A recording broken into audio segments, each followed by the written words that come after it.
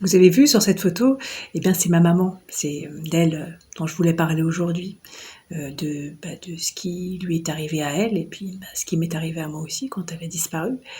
Et c'est vrai que souvent on parle pas du deuil, en tout cas on parle pas de cette espèce de sentiment, sensation qui nous fait souffrir longtemps, qui nous fait souffrir tellement longtemps, on veut pas s'étendre là-dessus comme s'il y avait une espèce de voile de pudeur. Et, euh, et je voulais vous dire aujourd'hui à quel point l'hypnose avait été inestimable pour moi. Alors je ne sais pas comment était votre relation avec votre maman. La mienne c'était une maman extraordinaire, gentille, aimante, enfin une maman rêvée. Et puis un jour elle vient me voir et elle monte à l'étage.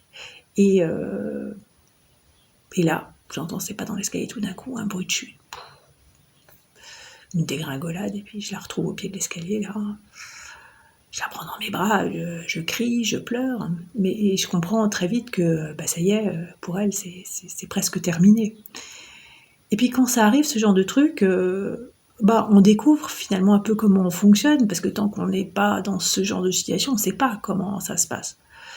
Alors, il y en a qui s'effondrent, il y en a qui restent bien droits. Moi, en l'occurrence, j'ai pas choisi, mais je suis restée bien droite, mais avec cette sensation d'avoir ce truc cassé à l'intérieur de moi, mais avec cette sensation de vide, un vide. Et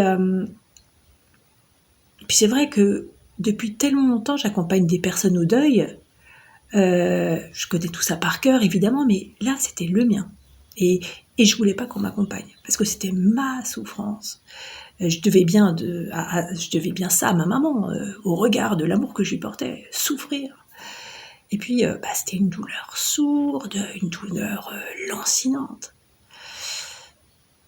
Et puis un jour, j'ai décidé que j'avais besoin de ce coup de main qu'on me proposait depuis longtemps déjà. Alors, ce que j'ai fait pour 50 000 personnes, façon de parler évidemment, je suis allée le solliciter chez quelqu'un qui m'est cher.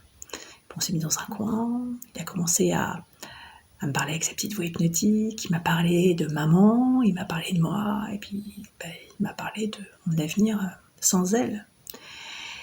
Et tout de suite, cette sensation de vide, ça a disparu, c'était terminé. J'ai senti une espèce de paix intérieure.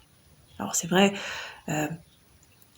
quand j'en reparle, j'ai de l'émotion. L'hypnose, en aucun cas, elle a gommé cet événement, quand bien même il a été hautement traumatisant, j'aurais surtout pas voulu qu'on y touche. Non, l'hypnose, ça a tout simplement mis en place. Voilà. Et maintenant, c'est ça. Je suis en paix. Je suis en paix.